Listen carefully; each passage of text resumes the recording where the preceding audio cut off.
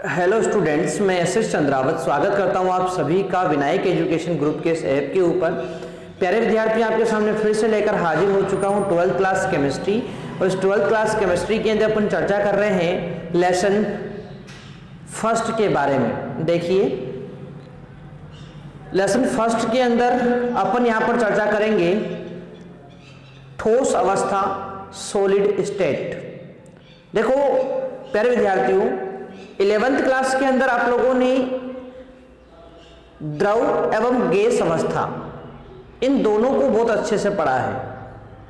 आप लोग जानते हैं पदार्थ की मूलतः 3 अवस्थाएं होती है और इन 3 अवस्थाओं में पहला नाम आता है ठोस का, दूसरा आता है द्रव और तीसरा आता है गैस।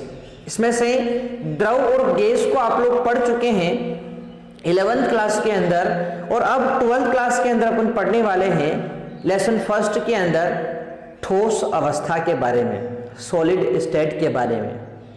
तो देखो, ठोस अवस्था के बारे में अपन को कुछ सामान्य सी जानकारियां जो होनी चाहिए उसके बारे में थोड़ा सा मैं चर्चा आप लोगों के सामने यहाँ पर कर लेता हूँ। ध्यान से आप लोग इस चीज को देखिए। सामान्य चर्चा अपन आज करने वाले हैं इस पाठ से संबंधित, तो ध्यान से आप लोग इस चीज को देखने का प्रयास करें। ठीक है, तो देखो सबसे पहले मैं आपको बता दूं यहां पर कि पदार्थ की अवस्थाएं कौन कौन सी होती है। तो देखो, पदार्थ की अवस्थाओं में बात करें तो आप लोग जानते हैं पदार्थ की मूलतः 3 अवस्थाएं, 3 अवस्थाएं ठोस, द्रव एवं गैस होती है। क्या होती है? ठोस, द्रव एवं गैस होती है। अब देखो, यहां पर अपन सबके बारे में एक छोटी सी एक सामान्य सी बात मैं आपको बता दूं तो यहां पर तीनों को एक साथ अपने एक बार तुलनात्मक रूप से इनका अध्ययन कर लेते हैं। ध्यान से आप लोग देखिए, यदि मैं बात करूं ठोस, द्रव व गैस के बारे में तो इनके गुणों के माध्यम से इसको पढ़ने का अपन प्रयास करेंगे। ठोस, द्रव और गैस, ताकि आपको सारी चीजें वापस याद आ जाए। तो ध्यान से आप लोग देखो, इन तीनों के बारे में गुणात्मक रूप से या फिर अंतर करते हुए अपन अध्ययन को यहां पर ध्यान से करते हैं। देखिए, सबसे पहला गुण इनका आकार। देखो, आकार की बात करें तो आप लोगों को पता है कि ठोस पदार्थ जो होते हैं ना, इनका आकार हमेशा निश्चित होता है। आकार में कोई परिवर्तन देखने को नहीं मिलता। जैसे बात करता हूं मैं यहां पर कि ये मार्कर है, ये ठोस अवस्था में है।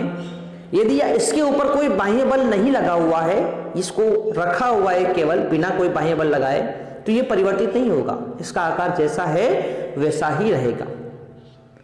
ठीक है, तो ठोस पदार्थ जो होते हैं उनका आकार क्या होता है? निश्चित होता है। परंतु बात करूं मैं द्रव पदार्थ की, तो आपको पता है कि द्रव पदार्थ को जिस पात्र के अंदर भर दिया जाता है वो उसी का आकार ग्रहण कर लेता है।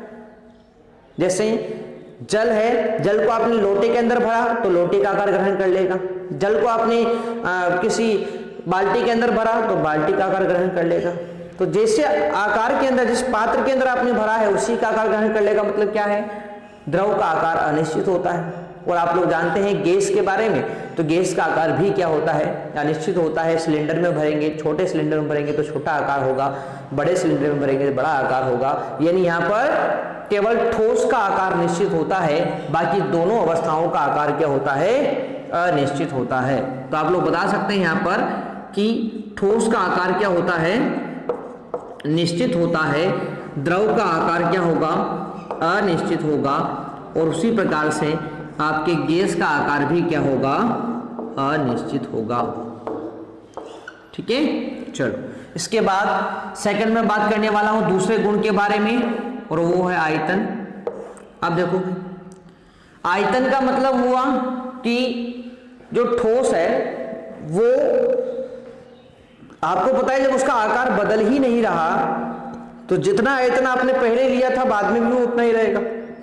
ठीक है, यानी कि ठोस जो होता है, जैसे मान लेते हैं ये जो पेन है इसको अपने यहां पर रखा तो ये इतना स्थान घेर रहा है, तो इसको कितने समय तक के लिए रख दो, ये हमेशा इतना ही स्थान घेरेगा, यानी कि इसका आयतन हमेशा क्या होगा, निश्चित होगा। तो ध्यान रखें, ठोस पदार्थ का तो आयतन क्या होता है, निश्चित होता है।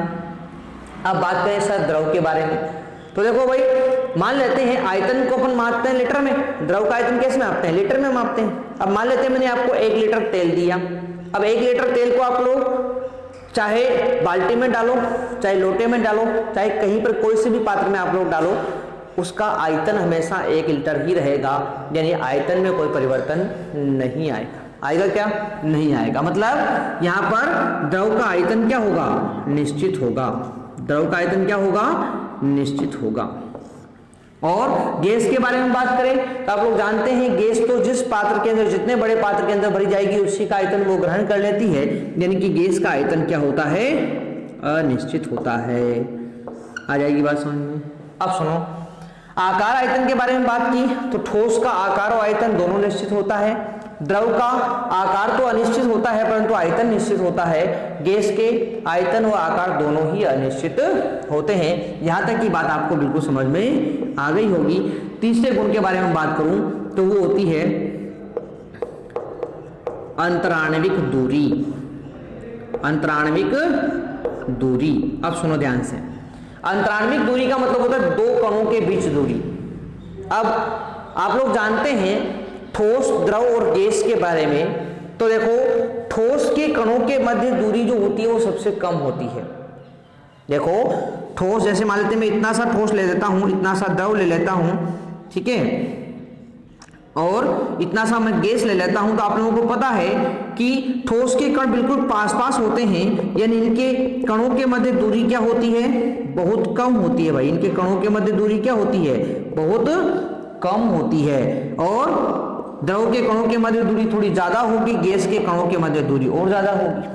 ठीक है ना, तो इस चीज से आप लोग यहां पर समझ सकते हैं कि ठोस के कणों के मध्य अंतराण्विक दूरी जो होती है वो सबसे क्या होती है, कम होती है। गैस के कणों के मध्य अंतराण्विक दूरी क्या होती है, सबसे अधिक होती है। और बोलो भाई द्रव में क्या होगा, तो द्रव में आप लोग बोल सकते हैं कि ठोस से तो अधिक और गैस से कम। तो अंतराण्विक दूरी जो होगी वो क्या होगी, ठोस से अधिक व गैस से कम, गैस से कम होती है। इस प्रकार से आप लोग लिखते हैं। आ जाएगी बात समझ में। चलो इसके बाद बात करेंगे अपन किसकी, इसके बाद बात करते हैं अपन अगले गुण के बारे में, और अगला चौथा गुण है अंतराण्विक आकर्षण बल। अंतराण्विक आकर्षण बल, इसके बारे में बात करें तो देखो भाई अंतराण्विक आकर्षण बल के बारे में बात करें तो आप लोगों को पता है जब दूरी कम है तो आकर्षण बल ज्यादा होगा। आपको पता है ना, दूरी कम होती है तो आकर्षण बल ज्यादा होता है, दूरी ज्यादा होती है तो आकर्षण बल कम हो जाता है। तो बस उल्टा चलेगा, यहाँ पर क्या हो जाएगा, दूरी कम है तो आकर्षण बल सबसे अधिक होगा, यानी कि अंतराण्विक आकर्षण बल सबसे अधिक होगा। यहाँ दूरी सबसे अधिक है इसलिए अंतराण्विक आकर्षण बल सबसे कम होगा। ठीक है, और बात करूं मैं इसमें तो भाई इससे तो कम और उससे अधिक, यानी क्या हो जाएगा, अंतराण्विक आकर्षण बल ठोस से तो हो जाएगा कम एवं गैस से अधिक, गैस से अधिक हो जाएगा। आ जाएगी बात समझ में। तो ये हो गया अंतराण्विक आकर्षण बल। पांचवी बात करता हूं मैं, अगला इसका गुण है और वो है घनत्व। अब देखो घनत्व का मतलब होता है इकाई आयतन में कणों की संख्या। अब आपको पता है कि इकाई आयतन में कणों की संख्या की मैं बात करूं आप लोगों से तो आपको पता है कि ठोस में कण पास पास होते हैं इसलिए छोटे से आयतन में कणों की संख्या बहुत ज्यादा होगी। गैस में कण दूर दूर होते हैं इसलिए छोटे से आयतन में कणों की संख्या बहुत कम होगी। ठीक है, तो यहां पर बोल सकते हैं कि ठोस जो होता है इसमें इकाई आयतन में कणों की संख्या ज्यादा आएगी, यानी घनत्व सबसे अधिक होगा। घनत्व क्या होगा? सबसे अधिक होगा।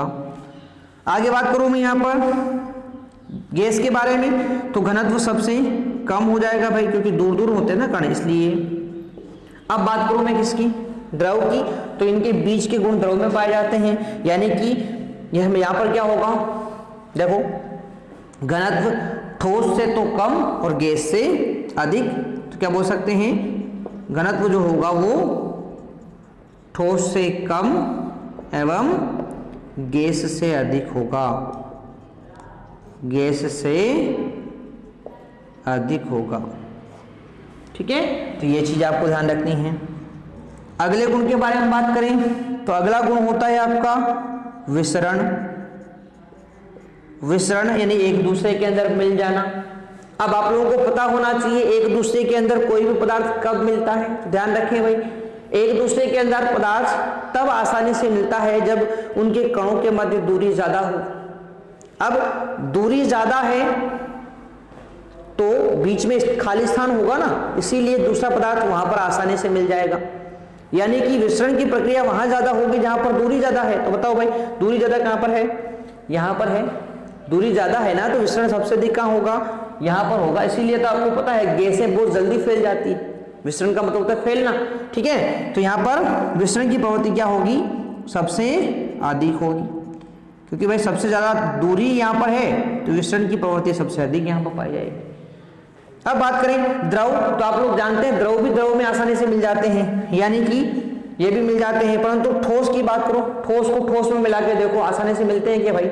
नहीं मिलते हैं। यानी कि यहां पर विसरण की प्रवृत्ति सबसे कम होगी।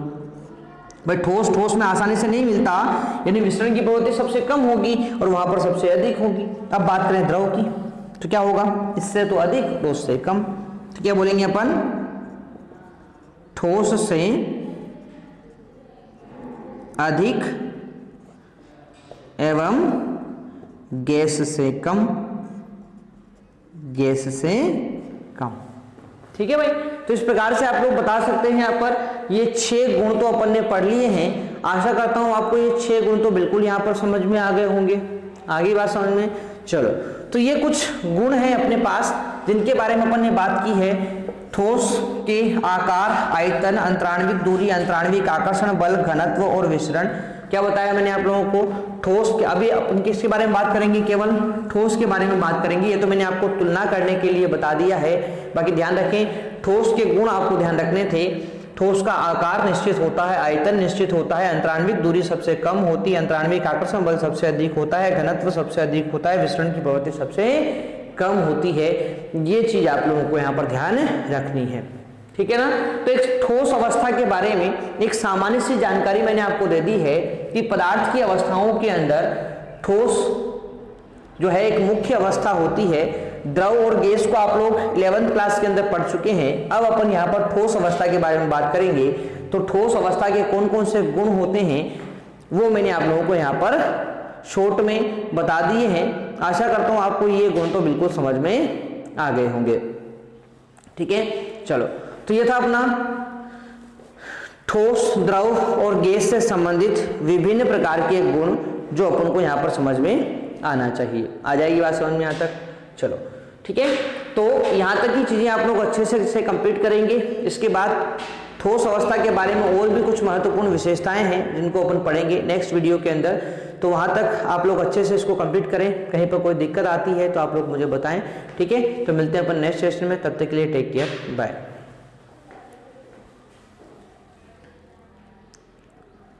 Download app in Play Store.